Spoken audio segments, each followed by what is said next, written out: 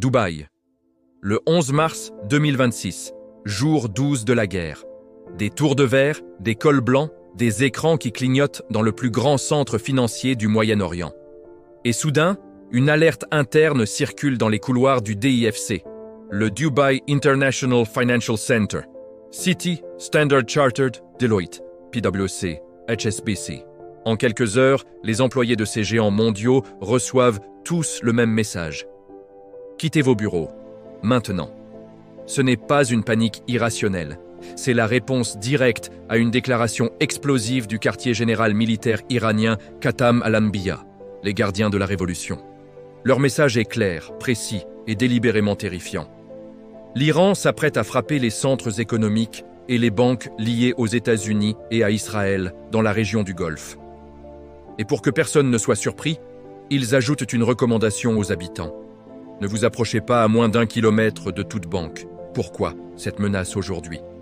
Parce que la veille, une frappe israélo-américaine a touché un bâtiment administratif lié à la banque SEPA, l'une des plus grandes banques publiques iraniennes, historiquement liée à l'armée. Des employés qui travaillaient tard pour préparer les salaires du mois sont morts. Téhéran ne voit pas cela comme un dommage collatéral, c'est une provocation délibérée. Et leur réponse sera symétrique. Ce qui se passe à Dubaï, c'est bien plus qu'une précaution sécuritaire. C'est l'effondrement d'un mythe. Depuis des décennies, les monarchies du Golfe vendaient au monde entier une promesse. Nous sommes l'îlot de stabilité dans un Moyen-Orient chaotique.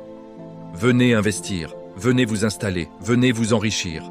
Le DIFC à lui seul accueillait fin 2025 plus de 290 banques, 102 hedge funds, 500 sociétés de gestion de patrimoine. Des milliers de milliards de dollars concentrés dans quelques kilomètres carrés de béton climatisé. Aujourd'hui, cette promesse vacille. Et ce n'est pas la première secousse. Depuis le début du conflit le 28 février, l'Iran a déjà frappé des pays du Golfe qui hébergent des bases militaires américaines. Des drones sont tombés près de l'aéroport de Dubaï. Des navires ont été attaqués dans le détroit d'Ormuz. Le pétrole a repassé la barre des $100 le baril. Et des capitaux commencent à fuir. Ce n'est pas seulement une question de banque. L'agence iranienne Tasnim a publié une liste de futures cibles potentielles. Les noms donnent le vertige. Amazon, Google, Microsoft, IBM, Oracle, Nvidia. Si Téhéran passe à l'acte contre l'infrastructure numérique et financière occidentale dans la région, nous entrons dans un tout autre registre de conflit. Pas une guerre de tranchées, une guerre économique totale. Le monde que nous connaissions, un monde où la finance occidentale opérait sereinement depuis ses tours dorées du Golfe, à l'abri des conflits qu'elle finançait de loin, ce monde est en train de se fissurer.